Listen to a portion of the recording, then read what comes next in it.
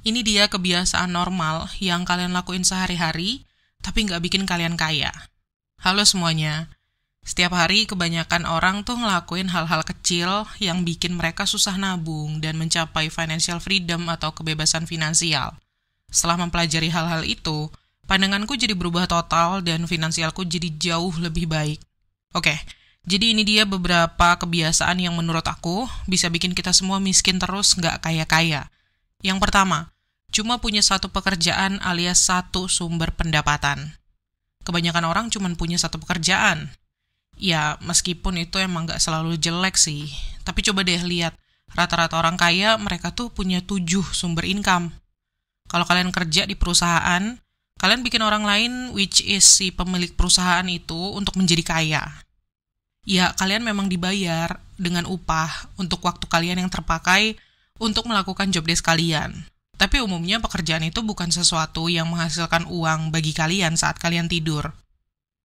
Tapi kalau kalian luangin waktu, mungkin beberapa tahun buat kerja ekstra di malam hari dan di akhir pekan setelah pekerjaan kantor selesai, dan kalian bikin bisnis atau investasi sampingan, kalian mulai mikirin keuangan kalian sendiri, nggak cuma mikirin kantor, di situ kalian bisa mulai mengubah hidup kalian. Sedangkan kalau kalian terbiasa terus-terusan menukar waktu yang kalian miliki dengan uang, bakalan susah banget buat berhenti dari kebiasaan itu kalau kalian cuma punya satu pekerjaan utama sebagai sumber penghasilan kalian. Oke, yang berikutnya adalah cuma nabung untuk hal-hal spesifik dalam jangka pendek. Kebanyakan orang nggak punya tujuan jangka panjang yang di-breakdown jadi tujuan-tujuan kecil. Dulu aku juga sama kayak gitu. Aku selalu mikir, gajiku bulan depan bisa dipakai buat beli apa aja ya? Cukup nggak ya kalau aku beli sesuatu yang keren atau yang mahal? Bukannya nabung buat hal-hal yang beneran bikin hidup jadi lebih baik dan beli aset, beli barang yang bisa menghasilkan uang terus-menerus, kita seringkali malah cuman menabung buat barang-barang konsumtif lagi. Next, banyak orang punya tabungan atau rekening bank terpisah buat menyembunyikan uang dari pasangan mereka. Dari penghasilan yang mereka dapat, ada beberapa persen yang diam-diam dipakai buat beli barang-barang untuk diri mereka sendiri. Tapi jangan salah paham dulu. Punya uang sendiri itu nggak buruk kok menurutku. Yang buruk itu kalau kalian nggak sejalan sama pasangan kalian. Ini buat kalian yang sama pasangannya punya pola kayak gini nih. Salah satu di antara kalian berdua sering banget belanja, pokoknya lumayan boros. Sementara yang lain berusaha memperbaiki keuangan dan menabung. Nah, itu bisa bikin hubungan kalian jadi sulit, dan juga bikin kalian sendiri susah. Jadi menurut aku, kalian kudu ngobrol secara jujur dan terbuka sama pasangan kalian. Pastiin kalian punya tujuan yang sama, supaya bisa segera mencapai tujuan kalian bersama. Dan seringkali, uang yang diam-diam kalian simpan buat diri sendiri itu, banyak yang terbuang buat hal-hal yang cuma memuaskan diri untuk sesaat. Dan mungkin itu barang-barang yang nggak bakal kalian beli kalau kalian jujur sama orang-orang di sekitar kalian, sama pasangan kalian. Jadi intinya, rahasia dan membohongi pasangan dalam hubungan itu nggak bakal bagus buat jangka panjang. Mungkin awalnya bakal baik-baik aja, tapi aku rasa ujung-ujungnya nggak bakal oke sih. Next, beli barang mahal yang cuma dipakai beberapa kali. Sering banget kan kita beli barang kayak jas, dress, perhiasan, alat musik, atau alat dapur, bisa apapun sih sebenarnya. Tapi pas lihat barang-barang itu, kalian harus mikirin cost per use atau biaya per pemakaiannya. Misalnya, kalian beli sepatu formal buat acara-acara resmi, harganya 2 juta rupiah. Nah, tapi di sisi lain kalian jarang dress up.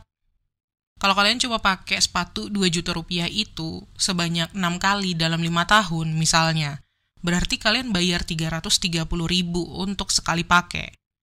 Nah, banyak orang yang nggak mikirin sampai sini nih. Yang dipikirin cuman, aku mau ke nikahan atau acara resmi lainnya, jadi butuh baju baru, kemeja baru, dress baru, sepatu baru, aksesoris baru, apapun itu.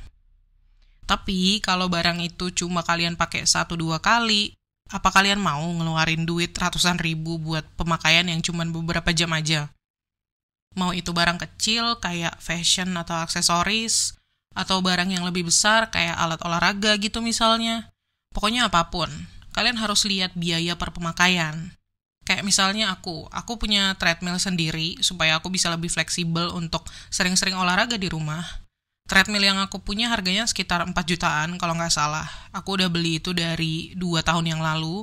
Sampai sekarang aku masih sering pakai seenggaknya 3 kali lah seminggu. Nah, makanya aku suka minimalisme. Punya sedikit barang, tapi pakainya sering-sering. Jadi meskipun barangnya agak mahal, karena aku sering pakai dan nggak punya banyak barang lain, biaya per pemakaiannya jadi rendah. Lanjut, punya cicilan bulanan. Jujur aja, buat aku juga ini memang cukup menggiurkan ya.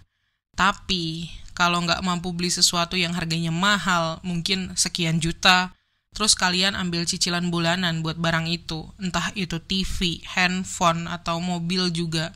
Banyak orang mikir kalau mereka bisa bayar cicilan bulanan, berarti mereka mampu beli barang itu.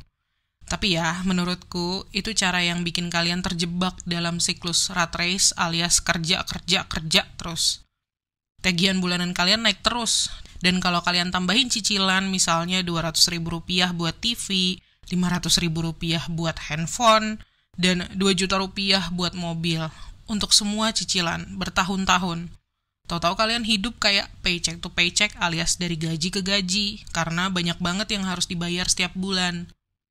Dan kalian berpikir kalian mampu beli barang-barang itu. Tapi akhirnya itu jadi masalah finansial yang bikin kalian stres dan stuck bertahun-tahun. Stuck di kondisi keuangan yang gak sehat itu. Stuck di kondisi kalian gak bisa memperkaya diri kalian. Kalau aku pribadi, aku punya aturan secara umum di mana kalau aku gak bisa bayar cash langsung lunas untuk sesuatu, berarti aku gak mampu beli barang itu. Memang ada sih hal-hal yang perlu atau sebaiknya kita bayar pakai cicilan bulanan. Kayak misalnya buat beli rumah. Tapi sekali lagi kalau aku ngusahain banget untuk gak punya banyak cicilan. Tapi kalau soal barang konsumtif, atau mobil, atau apapun itu, sebisa mungkin jauhin deh cicilan bulanan karena itu bikin keuangan kalian dan segalanya yang lain itu jadi lebih sulit daripada yang seharusnya. Lanjut, dengerin nasihat keuangan dari orang yang salah. Ada beberapa tipe orang yang gak seharusnya ngasih nasihat, tapi mereka justru yang paling banyak ngasih nasihat. Aku berusaha untuk gak terlalu banyak ngasih nasihat, aku lebih sering ngomongin pengalamanku sendiri, apa yang aku lihat, dan hasil risetku sendiri. Tapi biasanya orang yang gak punya banyak duit, itu bakal bilang misalnya investasi di bidang properti itu gak bagus. Padahal itu salah satu cara paling umum yang dilakuin orang kaya untuk jadi kaya. Atau mereka bakal bilang investasi di pasar saham itu berisiko. Mending simpan uang di bank meskipun inflasi terus menggerus nilai uang itu. Mereka juga bakal bilang, kita punya banyak waktu untuk menabung, untuk masa depan, jadi nggak usah terlalu hemat, nggak apa-apa, nikmatin aja hidup ini dan have fun lah selagi masih muda. Dan memang itu bagus, kita bisa hidup, menikmati masa muda tanpa harus kerja keras lagi. Biasanya banyak orang yang karena takut, dan ini salah satu alasan utama orang punya masalah keuangan karena ketakutan, karena mereka nggak pernah mencoba memperbaiki hidup mereka dan merasa cukup kerja sampai usia pensiun tanpa mengejar sesuatu yang lebih baik, tanpa mengejar kehidupan finansial yang lebih baik. Mereka bakal mencoba mematahkan semangat kalian dan menahan kalian supaya nggak berkembang dan mengejar tujuan finansial kalian. Atau bahkan mereka pikir mereka udah ngasih nasihat yang bagus. Biasanya itu cuman mereka baca dari media sosial, grup WA, yang mana itu bukan sumber informasi yang oke, yang kredibel. Jadi hati-hati ya dengan siapa kalian bergaul. Diri kalian itu mencerminkan rata-rata dari seenggaknya 5 orang yang paling sering kalian temui. Dan jangan ambil nasihat keuangan atau nasihat lainnya dari orang yang situasi keuangannya nggak pengen kalian tiru. Sama halnya kayak kalian nggak bakal ngikutin nasihat seputar kesehatan dan kebugaran dari seseorang yang sukanya rebahan mulu, nonton drakor, dan kelebihan berat badan. Kalian juga nggak sebaiknya ambil nasihat keuangan dari orang yang nggak punya apa-apa dan nggak pernah mulai investasi karena mereka terlalu takut. Next, order online food. Nah, kita tahu lah ya, online food tuh salah satu kemudahan terbesar di zaman sekarang. Memang harganya lebih mahal, tapi banyak orang yang nggak ambil pusing karena ngerasa udah enak, gampang buka aplikasi, beberapa kali klik, terus makanan datang ke tempat kita. Tapi yang mungkin nggak kalian sadari adalah biaya yang dibutuhkan untuk makanan delivery ini. Harga makanan di aplikasi pesan antar itu bisa 20% lebih mahal dari harga asli makanan kalau kalian beli di tempatnya.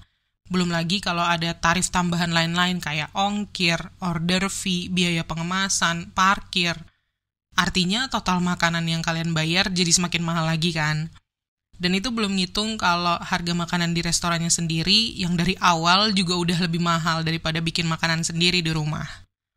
Aku nggak bilang kalian nggak boleh order makanan delivery, tapi menurutku ini nggak boleh jadi kebiasaan. Aku sendiri order online food paling sebulan sekali 2 kali aja, atau bisa lebih juga kadang kalau ada acara khusus, kayak misalnya lagi bareng-bareng sama orang banyak, dan dapat harga promo atau potongan.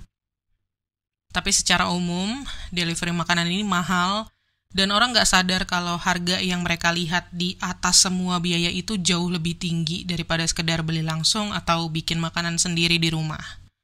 Dan bahkan kalau kalian lakuin ini sekali atau 2 kali seminggu aja deh, dengan mungkin tambahan biaya 30-50 ribu seminggu, itu bisa jadi pengeluaran ekstra totalnya 2,4 juta rupiah untuk setahun, cuma buat makanan. Dan untuk kebanyakan orang yang makin males, nggak pengen masak, nggak mau ribet, makan makanan sehat, pengeluarannya bisa jadi jauh lebih dari itu. Next, judi. Judi apapun deh, slot, poker, judi bola, pokoknya semua jenis judi. Judi tuh hampir sama kayak kita bakar duit. Beda dengan kalau kita hemat, nabung, dan investasi. Investasi misalnya Rp10.000 sehari atau Rp100.000 seminggu, bisa mengubah hidup kita 1 tahun dari sekarang. Tapi kalau kalian ngabisin uang segitu buat main judi seperti yang banyak orang lain lakuin di zaman sekarang, itu nggak akan mengubah hidup kalian ke arah yang lebih baik. Oke, lanjut lagi. Fokus ke segala hal lain kecuali uang. Kebanyakan orang nggak bakal baca buku edukasi finansial atau seenggaknya kayak yang kalian lakuin sekarang, nonton video, dengerin podcast seputar keuangan untuk jadi lebih baik. Banyak yang nggak bakal atau nggak mau mulai belajar tentang keuangan, sehingga mereka bakal selalu punya problem seputar keuangan, karena umumnya bukan soal seberapa banyak uang yang bisa kita hasilkan, tapi seberapa banyak yang bisa kita simpan, kita tabung. Dan banyak orang yang nggak bakal menambah uang yang mereka simpan sampai ketika mereka benar-benar perhatiin dan mulai belajar tentang itu. Justru mereka mencoba benar-benar menghindari topik tentang keuangan, yang mana itu justru malah bikin keuangan mereka semakin memburuk.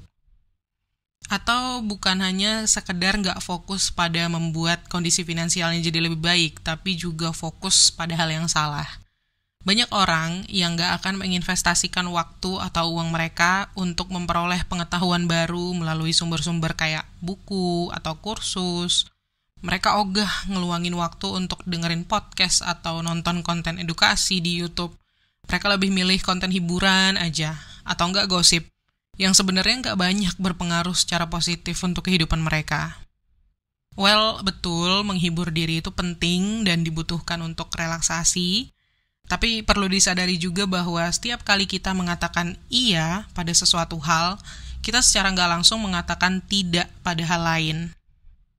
Jadi misalnya ketika kalian mengiyakan keinginan kalian untuk menonton konten hiburan dan mengalokasikan waktu untuk itu, artinya kalian dalam tanda kutip menolak menggunakan waktu kalian yang berharga untuk mengedukasi diri, untuk memperbaiki keuangan kalian. Keputusan-keputusan kayak gitu bisa secara drastis mengubah arah hidup kalian. Lanjut, menyalahkan orang lain.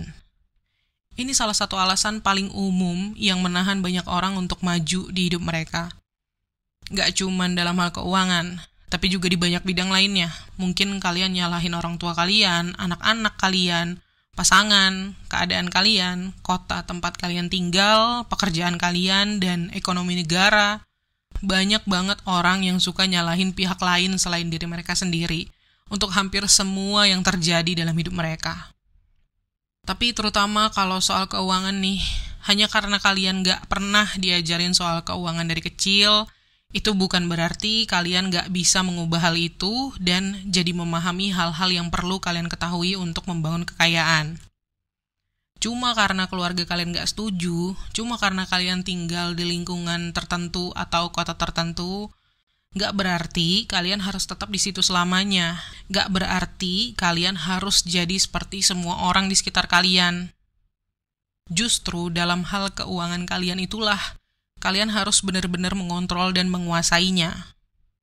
Kalian bisa milih apapun yang kalian lakuin untuk menghabiskan waktu, untuk belajar sesuatu, atau nonton serial drama. Untuk kerja lebih keras, atau santai-santai scroll media sosial. Kalian bisa pergi olahraga, kalian juga bisa stay di rumah aja. Kalian bisa pilih makan sehat, atau pilih makan junk food. Semua pilihan itu ada di kalian. Next, punya pekerjaan atau pemasukan tambahan untuk membayar kebiasaan buruk. Oke, tadi aku udah ngomongin bagaimana pentingnya memiliki lebih dari satu sumber penghasilan dan rata-rata orang super kaya tuh punya 7 sumber income. Tapi yang juga sering banget kejadian tuh adalah orang-orang ngambil pekerjaan tambahan untuk membiayai kebiasaan buruknya.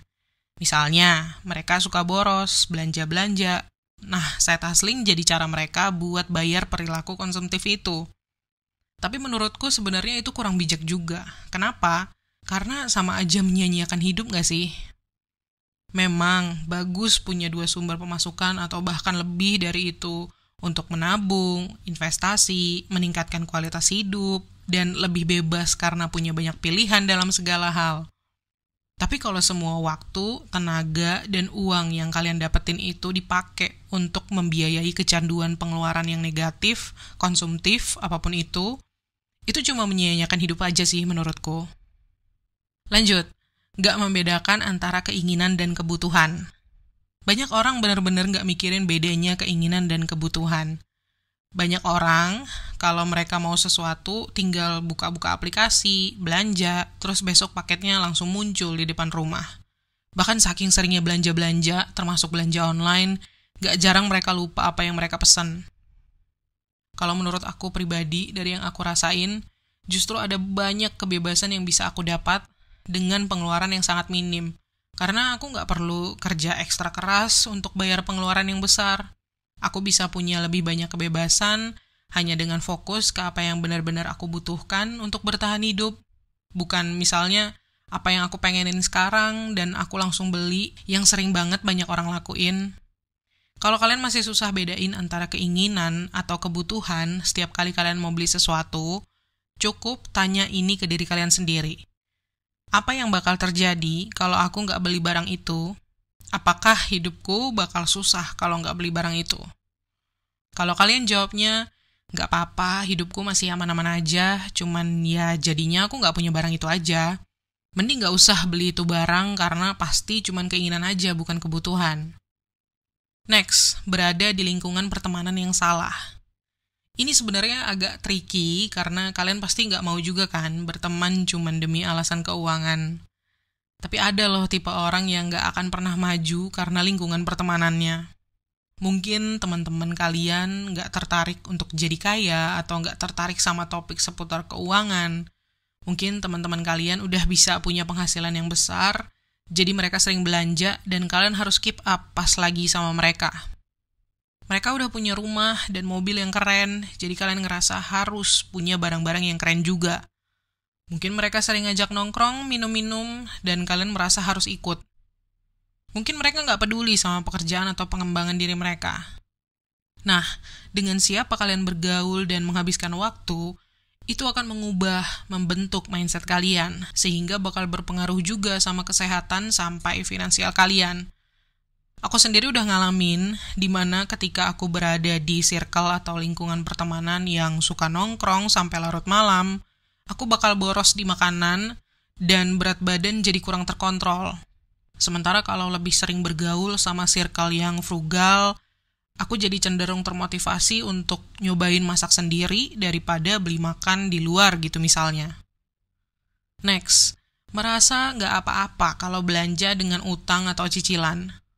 Sayangnya sekarang punya utang tuh kayak udah jadi hal yang biasa aja gitu. Entah itu buat gadget, alat-alat rumah tangga, mobil, utang kartu kredit. Banyak orang yang terlalu menganggap santai utang tuh bakal terus menambah utangnya selama dia masih bisa bayar cicilan bulanan. Menurutku penting banget untuk nggak punya utang konsumtif kalau bisa. Terutama buat hal-hal yang nggak 100% penting buat bertahan hidup. Dan kalau bisa, hindari juga ambil kredit mobil atau cicilan rumah yang lebih besar dari yang seharusnya. Karena kalian harus sadar, setiap kali kalian menambah utang, cicilan bulanan yang lebih besar, yang artinya kalian bakal harus punya pemasukan lebih dan lebih lagi, which is itu bisa makan waktu juga menambah pemasukan, supaya bisa melunasi semua utang itu. Jadi intinya, semakin banyak utang yang kalian punya, semakin sedikit kebebasan hidup kalian. Next, gak pernah beralih dari menabung ke investasi. Banyak orang gak pengen beralih ke investasi karena takut. Ini mereka-mereka yang ngerasa lebih takut kehilangan uang daripada reward yang diperoleh dari hasil investasi itu. Padahal ya, seperti yang kita semua tahu, cuma menabung dari waktu ke waktu itu nggak akan menambah kekayaan secara signifikan. Karena uang yang kita kumpulkan, kita tabung, itu pada akhirnya bakal berkurang nilainya karena kena inflasi setiap tahun. Jadi bisa dibilang investasi adalah satu-satunya jalan untuk membangun kekayaan.